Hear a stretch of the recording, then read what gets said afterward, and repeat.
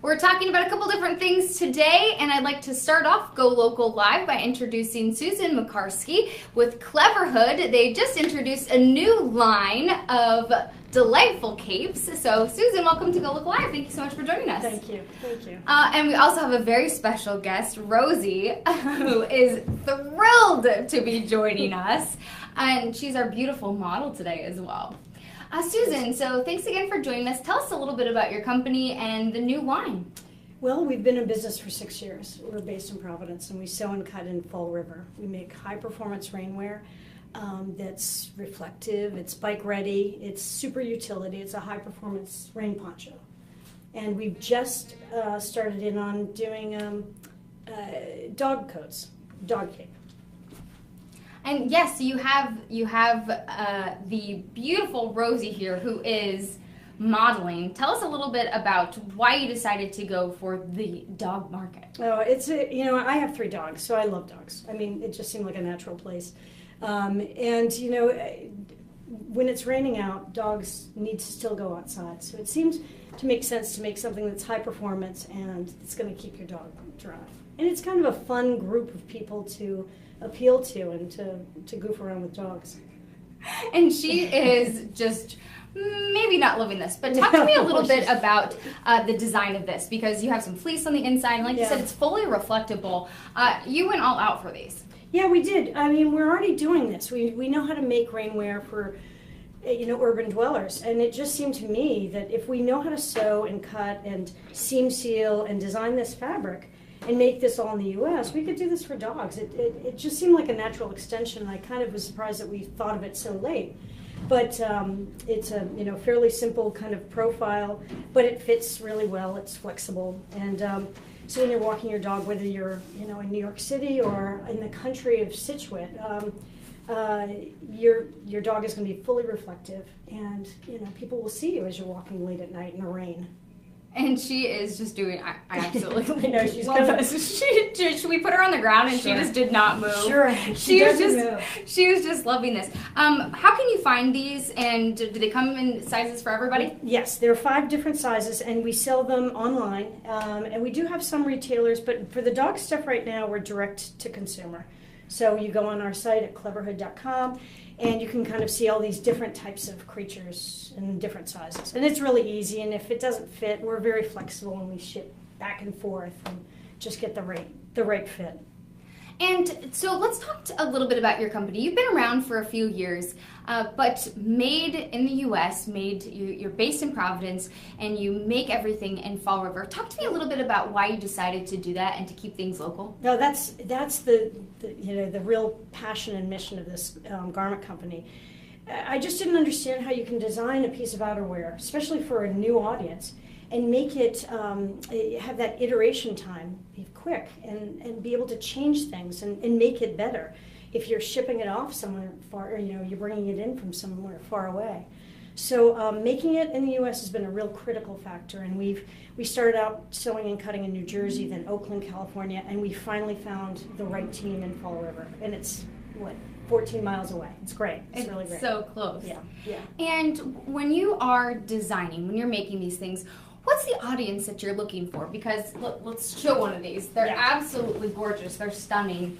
What's kind of your audience that you're looking at when you went for one of these? We talked about the Clever Pup, and now we're going back to the Cleverhood. It's a very specific audience. It's funny because I made this because I wanted to have one for me, and then I started to understand a little bit about manufacturing and high-performance clothing, and we don't do that in the U.S. So we went to New York City for a show the first weekend, and we sold out, and it was really exciting. But I was a little surprised at my audience. I thought maybe they were going to be, at the time I was a 47-year-old woman, but it was mostly younger guys. The utility of this garment, we kept hearing modern and high utility, and that speaks to probably a guy that's on the go all the time on a bike and walking around the city. But I love our female customers, and I wish there were more of them. So. And just like when you look at the design of these, you have the hood, you have the flap right here, fully reflective. Yeah, it's woven with 3M reflective threading, so it doesn't look like a safety. You don't look like a safety cone, but under the headlights of a car, you're extremely visible. Vogue magazine said it was very Tron-like.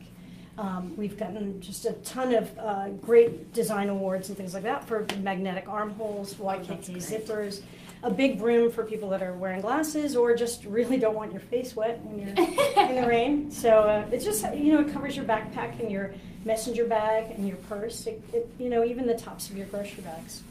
And when you were looking into this and looking at the design, really looking at people who are biking, how important was that to you, and looking forward into the future when it comes to cities and design and moving forward that message that you wanted the transportation to kind of go forward with that? For me, when I came up with the name Cleverhood, I felt like it spoke to me because it was about being smart in your neighborhood. And I live on the east side of Providence, and I walk, I bike, I use all sorts of multimodal transportation.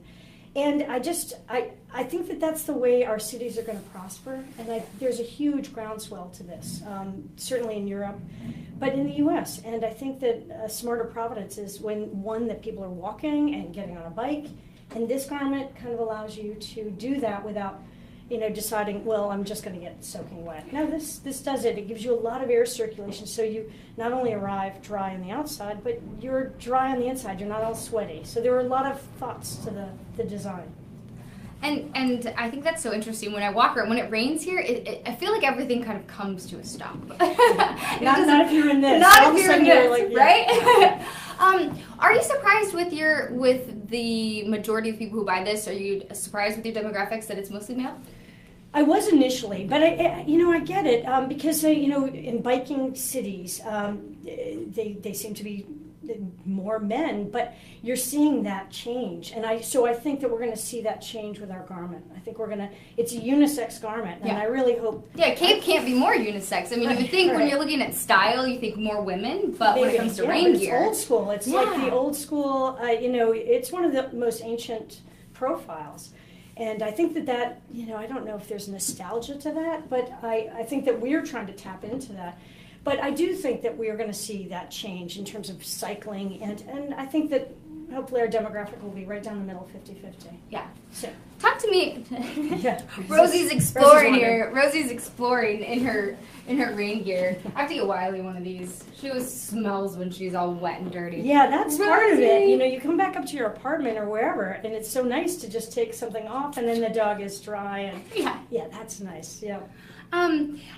So we were talking just a minute ago about kind of where these hit it off. You're saying that in Portland, Oregon, not Maine. That community, these are really popular, but maybe not in Seattle where it's rained, watching the news, for 13 days straight. Yeah. Are you surprised where these are really becoming popular? And then you were saying Brooklyn also. Super popular. Brooklyn, it's so funny. We've got this great piece of media from Forbes magazine, and they said you don't have to be a hipster to own one of these, but it helps. I think because I think that you're seeing in cities, it's younger audiences that are walking and biking all over the place. Yeah. So I don't know if I think it's more of a psychographic. It's people that get out every day, and they're not going to go to a mall because it's raining. They're going to still walk and do their things. And so you're seeing that in the cities that are stronger in that. I mean, Portland, Oregon has got a great infrastructure. Toronto, Vancouver, New York City. I'd like to see it creeping onto the west side. I see people wearing our capes, and it gets me really excited.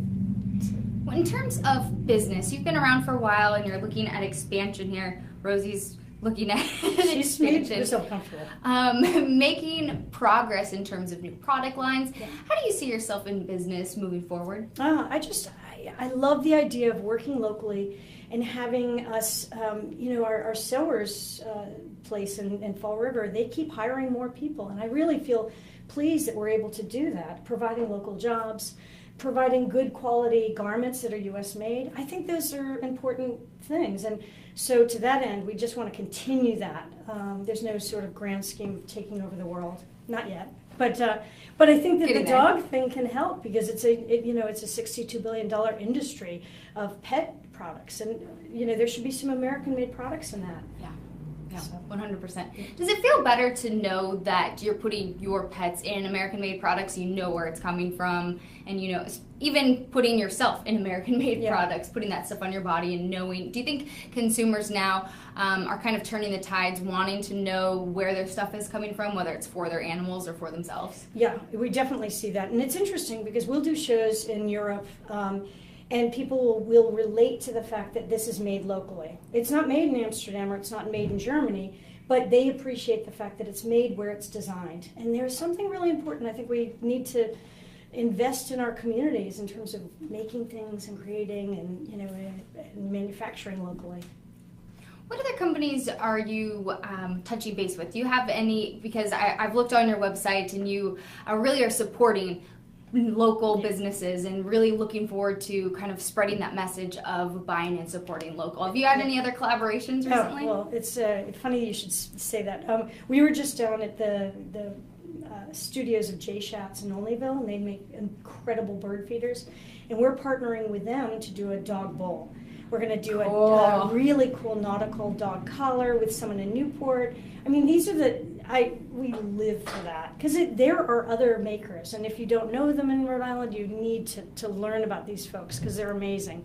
So promoting them as well as our own products, it's just it feels like the right sort of karma move. And I feel like there really is a good spirit in Rhode Island of making and supporting local businesses as well. Yeah, I think so. I think it's a great place to be. And we promote Rhode Island endlessly on our trips. And, you know, people will say, Rhode Island, where is that? We love doing that. Our garments, we have a TF Green garment. We have a coffee milk. We embrace and, you know, really, really love the whole Rhode Island spirit behind our company. What are some of the products? So you have, and you focus on capes. This one, not lined. Do you have lined items? We do. And are you exploring anything else besides the cape? We are. We do have all sorts of capes. We have a simpler version, and we have a sweatshirt cape that's great for pulling your bathing suit on and off without exposing yourself, which is really nice. Yeah. But we do have a jacket that we may just kind of test and see. I mean, we generally like to avoid sleeves, but we may, you know, it's crazy. We might try it. Thinking about it. Yeah, right. That is so great. Rosie, did you have a good time? She did. She's riveted. She's having a great time over here. Susan, I'm wondering, I was looking at your website. It sounds like, and it looks like you can find your products really all over the world. I mean, we're looking at London, Canada, Germany. Do you see that your capes are taking off really globally? It's been I think, as I said, the psychographic of people walking and biking in cities. This is everywhere. It's happening, and it's really a universal sort of thing. And so we find our buyers are, you know, all over the place. So it's kind of nice. It's just sometimes they have to pay a lot in shipping, but it's really flattering that they're willing to do that. It's really nice. And where, if people are interested, where can they purchase your products here? In Rhode Island, we have a design space on the west side at 425 West Fountain Street. It's right next to Long Live Brewery, so it seems like a nice outing. And then, of course, online. And we're really flexible. There was someone from Rhode Island Foundation that bought a cape the other day, and on our way back from work, we stopped and parked our bike and dropped it off. So we like that local business. And Rosie, what do you think about all this? She's just loving it. This is the best, I think, animal we've had on the show. She's very quiet. She's been great. Yeah. Do your other dogs like their rain capes? They do. They actually, you know, they move around when they're wearing their capes. She kind of is very quiet, which is not a bad thing. She's been all right. She's done all right. Susan, thank you so much for joining us. I really appreciated it. Love the innovation. Love the fact that you can support local as well as getting that idea of getting out, moving around, being active. I love that. So thank you so much for joining us. Thank you. Thank you. And if you're interested in getting Clever Pup or Cleverhood, you can go on their website. We'll put the link on ours as well. Great. Thank you very much. Thank you so much for joining us. Really appreciate that. So I'll head this back to you. Great. Thank you. Thank you. So actually, wait, before you go, take a picture real quick. I already took one of her. Okay. I'm going to get Rosie in it.